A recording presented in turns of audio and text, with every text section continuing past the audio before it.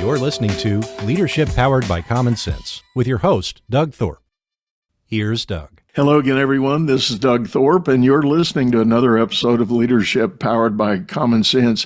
You know, from time to time on this show, I always like to bring guests who can help us think about our well-being, our fitness, our health, and the idea is that I am a believer of that principle. If you've got to be a good leader, you got to first lead yourself. So there's choices you need to make personally about where you may be. And I've met my guests through a network that I'm a part of, and I think they've got a phenomenal story. I'm going to invite them to share that with us as we go. My guests are a husband and wife duo. I don't get two talking heads on the other side of the screen very often, but I'm glad we've got them today. Alan and Angie Thomas are my guests. Folks, welcome to the show. Hi, Doug. Thank you so much for having us. Thank you for having us, Doug. It's great to be here. You bet. So I always like to start by having our guests give a little bit of backstory on how it is you got to do the work you're doing now, how you were inspired by it or for it, and please tell us a little bit about that journey. Yeah, what ended up being a 35-year struggle for me and probably more like a 20-year struggle for Angie, we solved it, and she solved hers in 190 days. I solved mine in 260 days, where we combined lost 192 pounds in 2017, and it was never intended to be a business. I mean, I had no intention whatsoever for that to take place. And we kept getting asked by so many people to help them because they saw what we'd gone through. And I have a core belief that everybody in the first world country who if their life were really on the line, they already know what to eat. They already know what exercise to do at some level. I mean, obviously they can gain more expertise. And so back in 2019, somebody reached out and said, will you help me? And I just heard myself. I'd reached over 300 pounds. And I said for the first time to this gentleman, I said, I'll help you. I'll do 3 sessions. I don't even know if I want to do this, because weight loss coach sounded like giving people a prescription for what to eat and what exercise to do, which bored me to tears. And I said, that's not the problem. I said, the problem is something else. And do you have to change what you eat? Of course you do. Do you have to do exercise? Well, if you're healthy enough. But at the end of the day, it's the thinking and the other things that go into it that'll change your weight. And it ended up changing his life. So he actually wrote a book and talking about books. I forget which chapter I'm in Matt's book, and I don't say that to boast. Not long after that, it was funny you mentioned Matt. I had that gentleman I was talking about that was first client. I started reaching out to a handful of other people because I found the it. Once I started going, it was one of those things, and I actually got fired by somebody, and it was really interesting. And back then we were very, very I was very, very inexpensive because I just was so insecure about what I was doing and figuring my way out with it. And this guy fired me, and it was a gracious walk away for both of us. And I pray that he's gotten his weight off. He had a lot of weight to lose. He didn't, but I said, I'm not going to end today on a negative. And Matt, I've been listening to on his podcast for about 2.5 or 3 years. I was in the life insurance business and travel quite a bit. And I said, that guy's about 300 pounds. I said, I'm going to help him today. And by the end of the day, through a series of unexplainable events, Matt and I were on the telephone. I can remember exactly where I was sitting in Jacksonville, Florida, in my car when he called me back. And I just said to him, I said, hey, would you like some help with your weight? It was literally a weight loss cold call, which those aren't very popular, just so you know. Yeah. I don't recommend them. And it was so interesting. I'll never forget the conversation because I'd never spoken to him before. And I said, would you like some help with your weight? And he said, would you? My weight is holding me back. And that's magic words, by the way, in our world. That when he said that, I knew it was the right thing. And he said, I was just at an event. I won, I believe he was placed first in Michael Hyatt's best year ever affiliate competition. And he was sitting at a table with Amy Porterfield, Michael Hyatt, and Jeff Walker. And he was the only fat guy at the table. And he said, it's costing me on my business. And I said to him, what I say to everybody, I said, I'm never going to tell you what to eat, man, but I'll get the weight off of you if you'll do what I ask. And that led to, I think his total weight loss was 88 pounds and he gained about 30 pounds of muscle because he wanted to be strong. And it became a pretty incredible friendship too. Matt and I communicate almost daily now, pretty much every day, but he had a great story. And it just, those interactions, came out of, this day that I stepped on the scale back in 2017.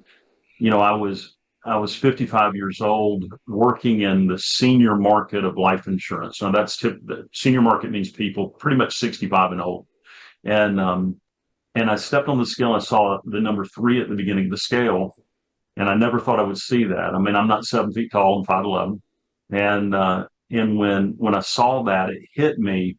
Angie and I have been married at that point 31 years in a day. Actually, at that point, our anniversary was the day before I saw that number. And I realized, as you can tell, I'm married above my, beyond my coverage, so to speak. But I realized that I had never met a man in the thousands of homes that I've sat in, training agents and dealing with senior citizens. I never once met that I could remember meeting a man that was more than 100 pounds overweight, that was 65 years old, and I was 55.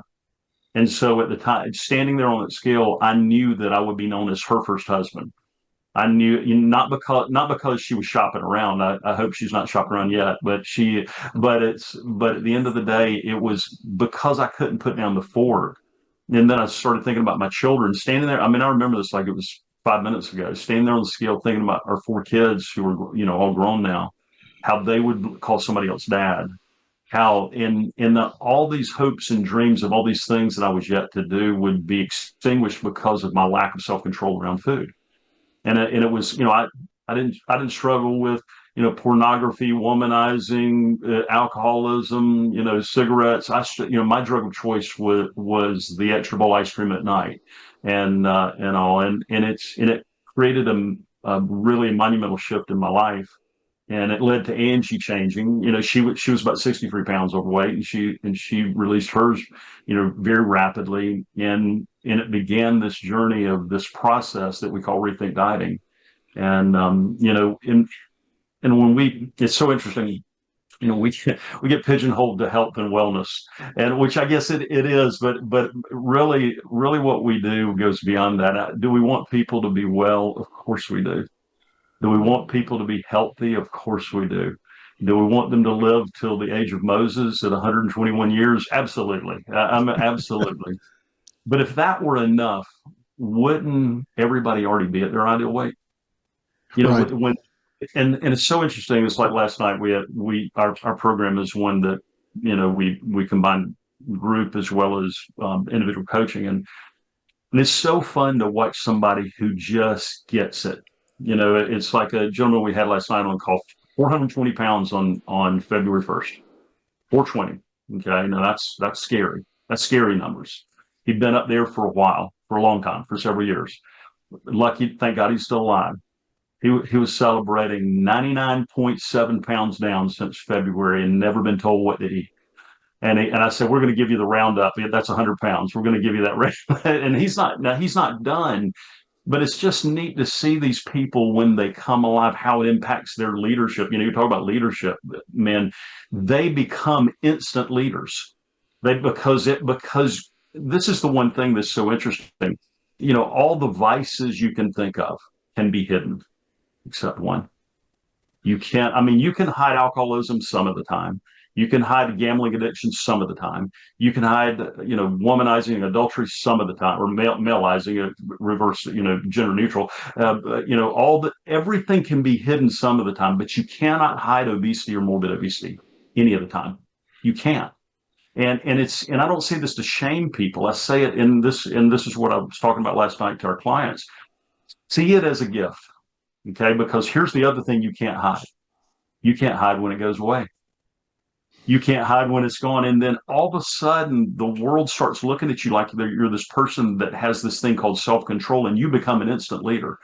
And if you claim it, and it's really, it is interesting. I mean, one of our clients who uh, he's one of our favorites. He was a guy that was in a wheelchair if he had to walk more than 10 feet. He's an executive with a multinational hotel chain, 40,000 employees in operations, and one of Angie our asks of all our clients is, tell us the stories that have nothing to do with your health. I want to know about your health, but I want to know the magic that happens because you dropped your weight. And this guy was probably 100+ pounds down at this point. Since then he's lost even more, but he called me from New York and he said, Alan, this is one of those times my CEO was talking about you from stage. I said, I don't know your CEO. I've never met the guy. And he said, I just won the International Sales Award because of my weight loss journey. I said, hang on a second. I said, you just won the International Sales Award. When did you shift to the sales department of your corporation? He said, that's the point. They've never given it to somebody that wasn't in the sales department. He said, I was in operations. I said, oh my gosh, and it's almost like, and not to get spiritual, but it's almost like the creator of the universe is sitting there waiting on us to get this simple area under control. And then all of a sudden he'll open floodgates for us that we can't even see are there. And that's what excites us. And, when Angie and I talk to people that are in, we have clients that are in the medical field. We have clients that, every genre you can think of, but the common denominators, we've done a very unscientific study, but 100% of our clients are emotional leaders. 100%. It's not scientific, but it's only 100%, and it's we're in a culture that says it's okay to be 5 pounds heavier. Then that's okay but then it becomes 50 pounds, and becomes 100, and then it becomes 200. Then we start abdicating the role of dealing with that to the diet and exercise industry. Okay. And there's nothing wrong with that. I mean, listen, there's a lot of great diets out there, a lot of great exercise. All those things are good. But, the pills, the surgeries, and I don't shame anybody for having any of those things. We get a lot of clients who've been through those routes because they never work up long term ultimately unless you change the muscle between your ears. And it's so interesting to watch people, when they realize that if they take 100% responsibility, what we call radical responsibility for it, that it's magical. I know I got a note from a client while we were Angie and I do 20, 30 miles of cycling every morning. And and this morning I noticed one come in from a client. It's a guy who he started with us just, I don't know, 3 weeks ago. And he announced, he said, the only thing I'm sorry about is I heard about you 2 years ago. I could have solved this 2 years ago. And it's funny. I mean, he's down 15 pounds in 3 weeks, which I don't say this to impress anybody. What's so impressive is he's figured out, now he's a successful man. He's figured out that already, that all of this stuff with his weight applies to every other area of his life. He's seeing things starting to happen in other areas. He's saying, I'm applying these same strategies in my business. I'm applying them in relationships. I said, ding, ding, ding. There you go. So I'm really inspired by that. And I'm going to be honest, I'm not ashamed to admit to my audience, I want to be transparent as best I can. I've got a few extra pounds. I'm probably going to end up talking to you guys offline here about working with you. And let's talk about that mental shift. You alluded to the muscle between our ears here. Where does all this start to, launch this journey to wellness? I mean, it really, Angie and I have talked about this so much, and Angie's a great listener, as y'all heard when I was repeating what I said earlier. She's so we've stayed married for 38 years now, but the thing that has to happen is it's a simple thing called a decision. It's no different than, it's no different than for somebody who steps into the role of, undergraduate in college. They make a decision they make that decision, and they do not make the decision not to complete that course of study.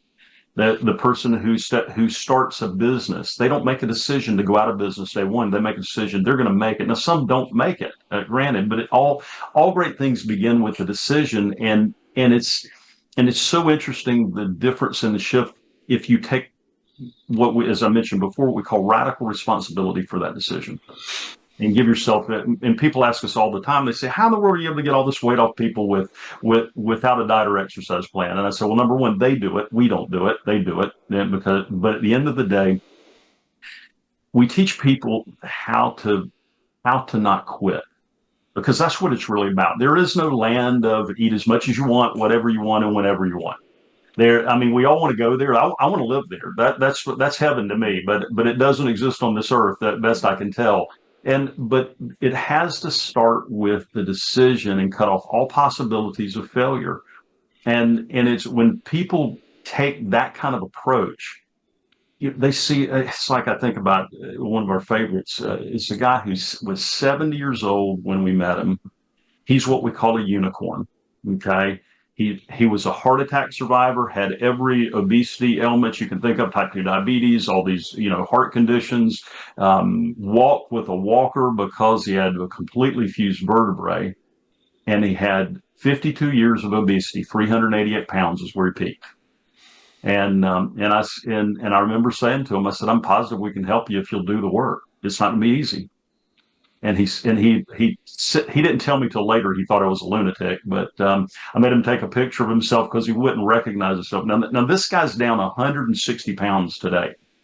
But what it led from, and I'll tell you this little inside baseball to your listeners, he was 45 years successful real estate career. Okay, I count the number of recessions that is. He says it was 5. How many people quit the real estate business? Oh, yeah. Almost everybody. I mean, so I've never been a realtor personally, but the point I make is I knew that if we could get him to apply that stick-to-itiveness that he had in his career, that would be impossible for him to fail. And today, seeing him still, number one, still alive, because honestly, I mean, he was a dead man walking. I mean, and again, I'm not a doctor. Angie's not a doctor. We're not the nutritionists, dietitians, physical fitness experts. We just know the way out. And I love your podcast name, Leadership by Common Sense. I mean, think about it. When people, and I did this for 35 years, I looked for a shortcut.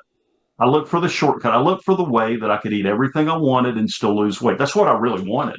I mean, how could I go to Krispy Kreme and have the whole 12? Because that's really what it takes to fill me up. One is like poison. Come on, give me all of them. And so, I mean, they're just air. They're just air. That's right. And so I wanted that, but it's common sense. It's like when Angie and I spoke we were invited to speak at a no sugar summit, and the lady couldn't have been kinder and all. And I said, you want us to speak there? And everybody had PhDs, MDs behind their name except us. I mean, and they asked us, what are your credentials? Well, I said, well, we're miserable failures. I said, we've got the hardest credential of all. and it was so interesting. And it was no sugar summit. Everybody's giving all the logical reasons why you can't eat sugar. I said, let's, and I used your approach. I said, the common sense. I said, here's what we know. We've never had anybody successfully release. We prefer to release weight rather than lose it, because you look for things you lose. But we've never had anybody successfully release weight that ate massive amounts of sugar. I said, it's not even that complicated. We make all of it so complicated. It's common sense. But is it easy? No. God, no. No, it's not. It's not. But when you get leverage, and this is the thing, it's like, you've got a successful podcast, or you've got over 300 episodes. That's pretty rare. Okay. I mean, let's face it. There's a lot of people out there that started a podcast, but very few have them. But somewhere along the line, for this podcast to be as successful as it's been for you, you had to have leverage on yourself to keep going when it was hard. I don't know. I'm not a podcast host, but I guarantee you had times when quitting would have been easier. Am I wrong? No, you're not. It is that. And, just a quick note on that. I set out with a fairly aggressive goal, and a lot of the gurus that I consulted about how to do it and what to do and best practices, the number one on the top of everybody's list that coaches podcasting is be consistent. And they even say, if you only want to do one episode a month, that's okay. Just be consistent, because if your listeners start connecting, they need to know when you're going to be there next. Sure. And if you skip that, then you've broken the chain, they lose interest, and then poof, they're gone. But you want to be consistent. So me being the overachiever I am, I set a goal of 3 a week, 3 episodes a week. And I was doing it for a while, but I was admittedly driving myself crazy. So I said, all right, stop. We're gonna dial that back a little bit. So I cut it to 2. I still release 2 a week, but I've got a process now, a system. It takes us about an hour to do this recording, and then the way my system now works, it only takes me another hour to get the full episode edited, published, and posted. So, basically 2 hours per episode.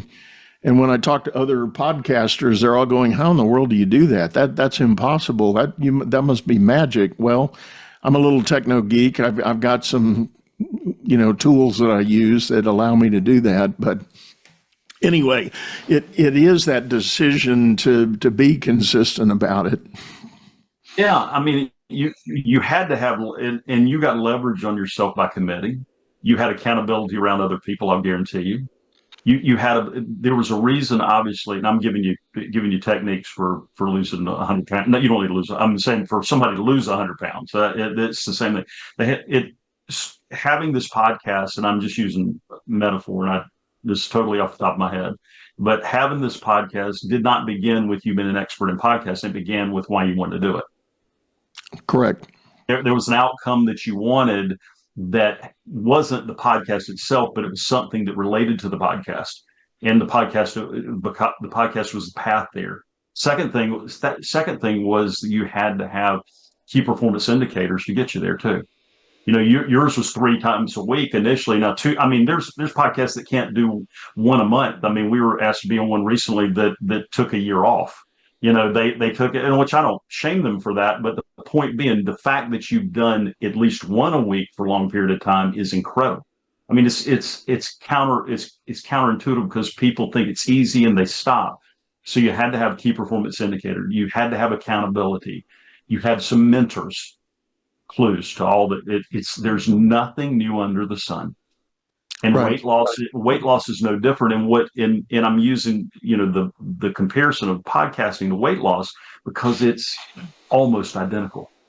Any area of success that people have is almost identical. And the thing with weight loss that applies to business, it applies to leadership, it applies to relationships, it applies to, finances, all these different things, is because unlike other areas of challenge, okay, for example, one of my closest friends, when I reached my ideal weight in 2017, he called me, and he's a recovering alcoholic, hadn't had a drink in over 30 years, and very successful man. After he got sober, he became massively successful, decamillionaire, most likely, probably, maybe even more.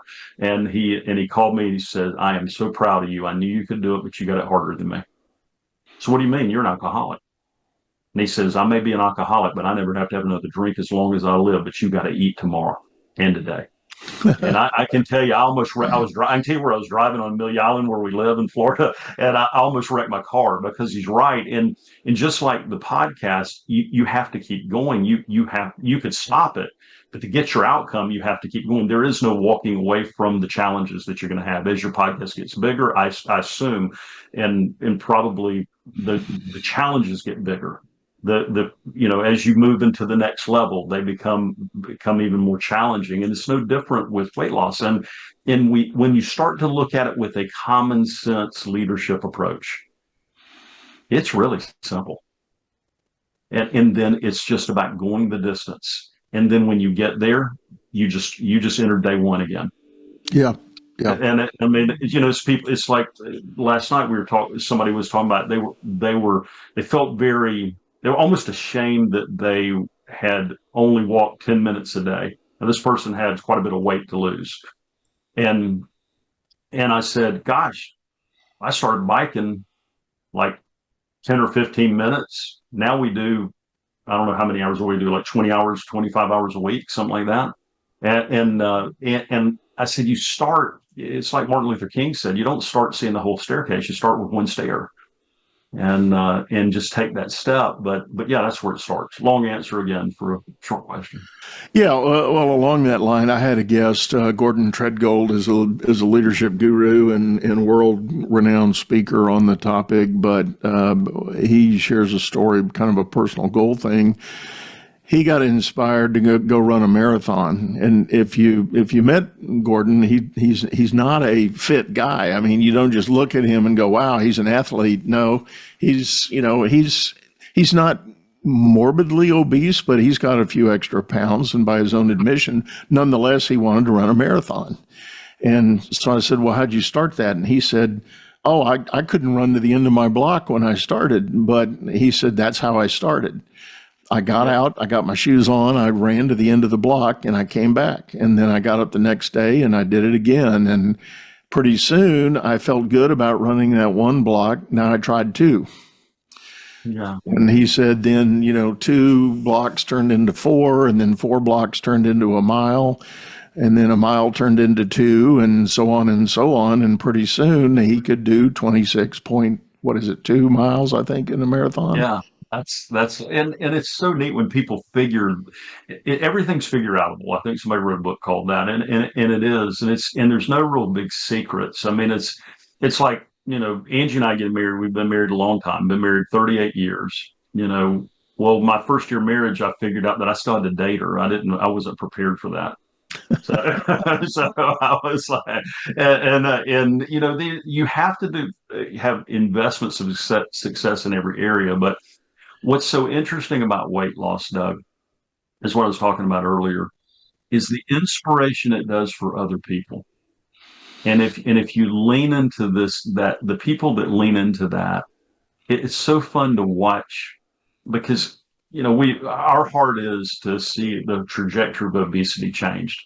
Now, most people don't know, but there's an additional 92,500 plus people every day worldwide becoming obese. Okay. Now, what that spells to me is that people are hiding, they're in shame, they're not to mention all the health things. They're not living up to their potential. They're not stepping in leadership. There's a reason why 5% of CEOs of corporations are obese, not 42%. They don't make it there. In leadership of most companies, I mean, you can't hide this stuff. And so when one person, we've seen this happen over and over. It's like a pastor that went through our process a few years ago, Scott Thorpe. He actually jumped out of an airplane when he dropped his 90 pounds, and it was pretty. So that's not required, by the way, but it was, but it was so neat to see people around him dropping weight just because he did. It's almost like, I think it's Brian Tracy says you're sum total of the 5 people you hang around the most with, and by that one person changing, it can radically influence other people, and we want to tell people what to do as leaders. A lot of times, show them. Right. Show them. Right. Show them.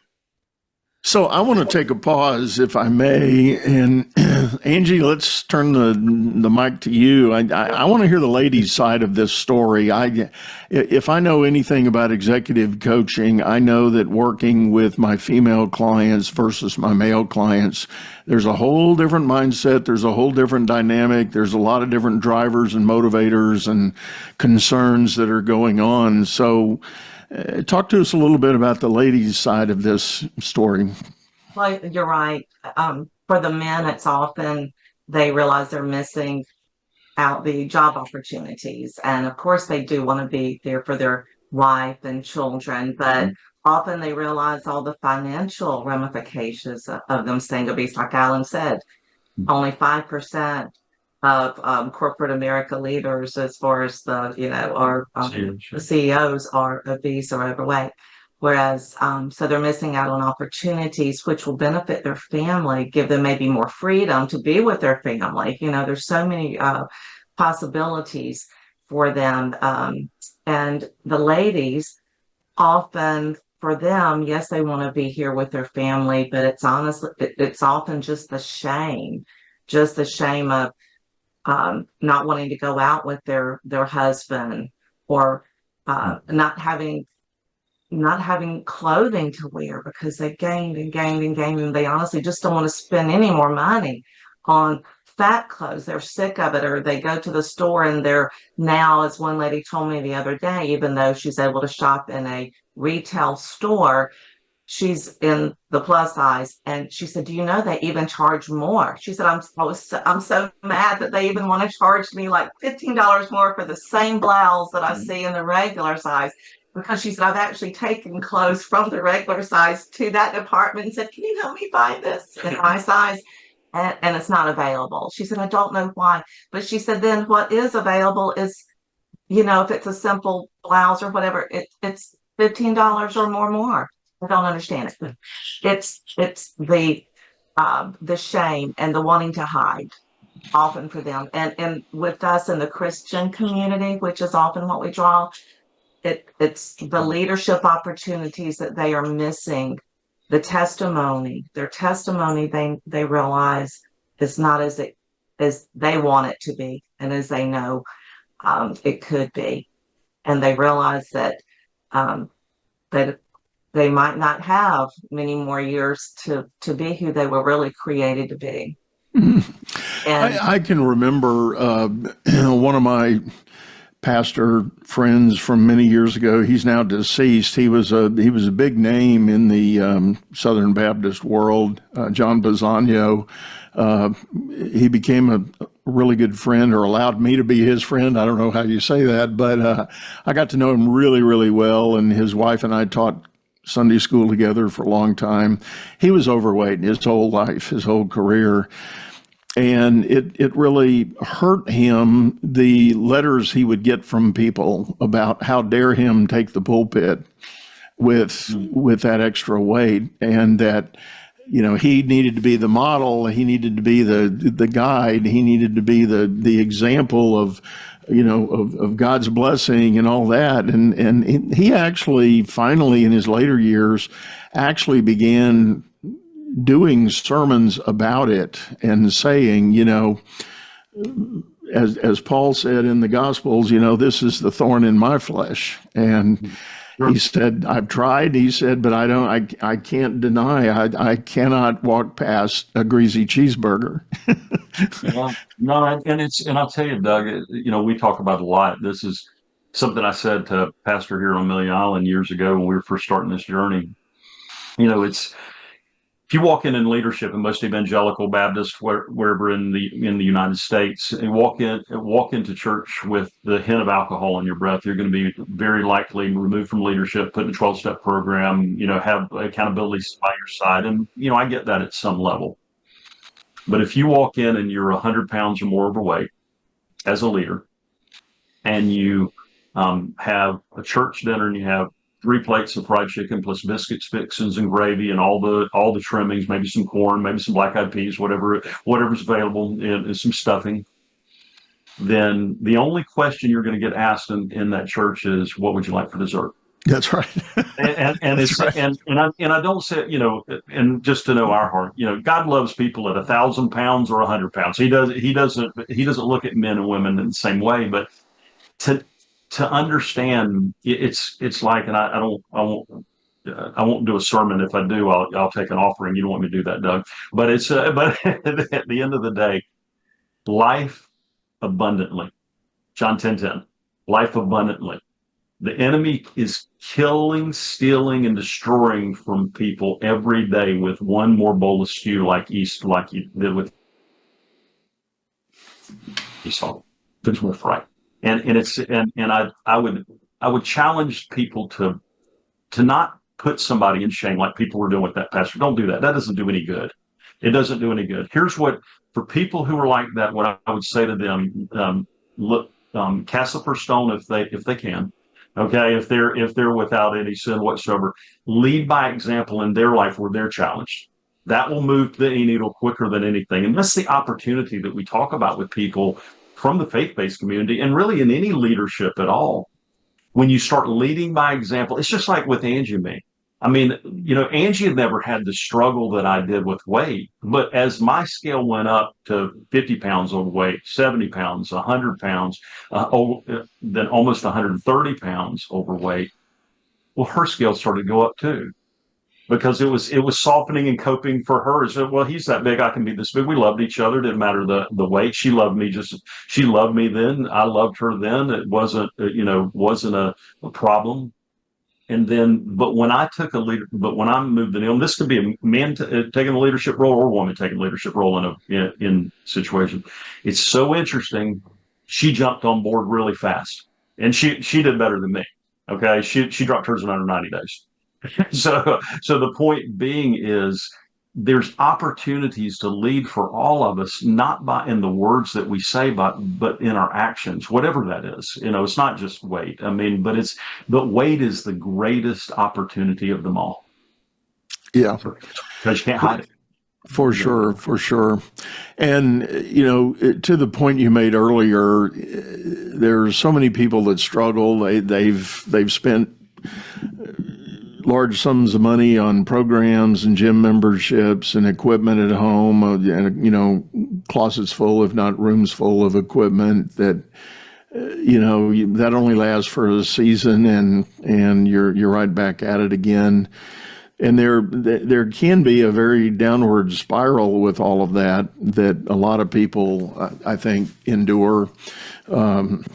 I know in my own case, again, I'll be real transparent. Mine has been a gradual, kind of lifelong, journey. I wasn't big to start. I was a 6'3", 170-pound guy in college. Really underweight for my class,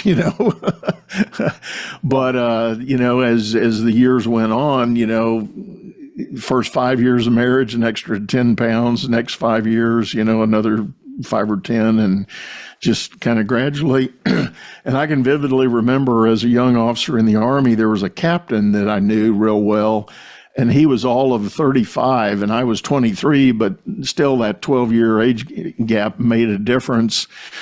And he said to me, Thorpe, he said, I promise you, your metabolism's going to change when you hit 35. You can go out now and run a mile and not even feel it, hardly break a sweat. He said, but I promise you, by the time you get 35, you're going to have to run 10 miles to get the same result. Your metabolism's going to be screwed up, and I'm like, yeah, right, whatever. I was immortal at 23, right?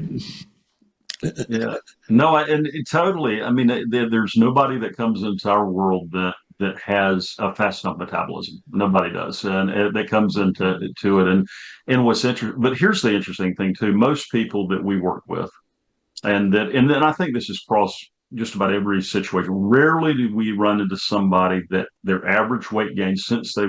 We have a question we ask people: if you ran into the creator of the universe, if he showed up at your door, and after you passed out and woke back up, that the creator of the universe is standing at your door.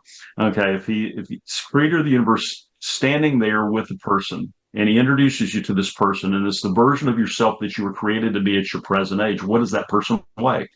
Every person we've talked to knows the answer to that, by the way. They don't have to consult a doctor's chart.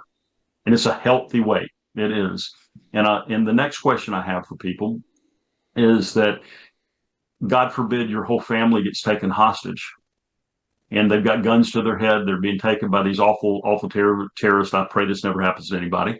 And the ransom for those people that you love dearly is for you to release 1 pound of weight, to lose 1 pound a week until you reach your ideal weight. But here's the catch: you can't ask a dietitian, you can't ask a doctor, a physical fitness expert, you can't even consult Google, or the kidnappers will know. Could you, in a healthy way, save your family? Every person I've ever talked to says yes.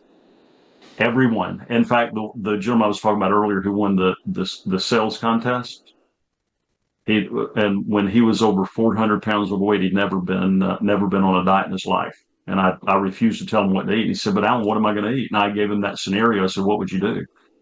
And he said, I got it. I said, what? And this sounds like a joke, but he was dead serious. He said, I'm going to start eating less. I said, there's where you start. But when people take the time to take the responsibility for their own health and for their own wellness, and they study it like they would a business, like they would a degree, like they would treat their marriage if their marriage was on the rocks, or even not on the rocks, treat it with that same level of intensity, of urgency and importance. It's amazing. It becomes really simple then. It really does. But yeah, you said something that got my attention too, and Angie and I run this all the time. People who've struggled, they failed so many times. They're scared to believe one last time that it's possible. I want to say to everybody who's listening that struggles with their weight, it is possible. No matter how bad your genetics, no matter how bad the problem we've seen it. Is it easy? No. But here's the other piece of the equation: that 5, 6, 7 pound a year gain, you're not going to drop it all on Tuesday by Tuesday when you start a diet on Monday or start any kind of weight loss program. It takes time. And one of my pet peeves is like fingernails on a chalkboard, for those of you that are old, those that remember, is when people say, "Oh, slow and steady wins the race." No, it doesn't. No, it doesn't. I believe fast is fun, slow is painful, but it's relative to the gain. So if somebody gained 5 pounds a year, let's say their ideal weight was 200 pounds. I'm just using an example. And it's been 20 years or 10 years, let's just use for easy math, since they weighed 200 pounds, and they currently weigh 300 pounds. That means their average weight gain was 10 pounds a year. That's less than a pound a month. Some people, just like I used to be this way, go bananas when they don't drop 20 pounds a day. I mean, are you kidding me? It's going to take, if you're dropping a pound a week, which is totally safe, or 2 pounds a week even, you're losing weight at blazing Star Trek, light year kind of what is warp speed is what I was looking for. And people don't give themselves the encouragement to go the distance because of that, because they feel like they failed. And go ahead. I forgot. Yeah.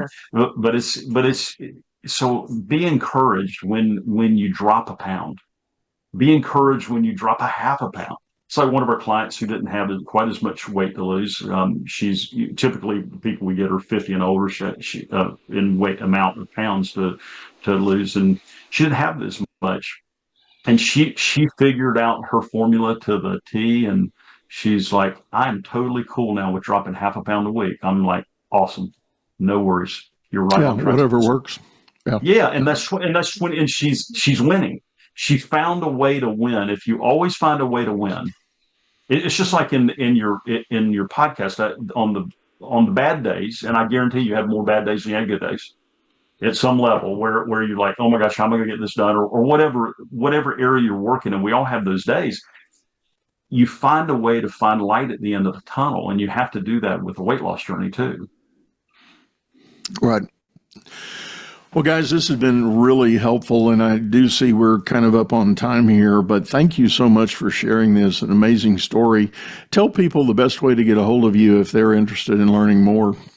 Well, thank you so much, Doug. It's been fun to be here. And Angie and I actually have created something just for your audience. If they go to transformmyfuture.com / leadership power, they will get have access to a totally free training that Angie and I do.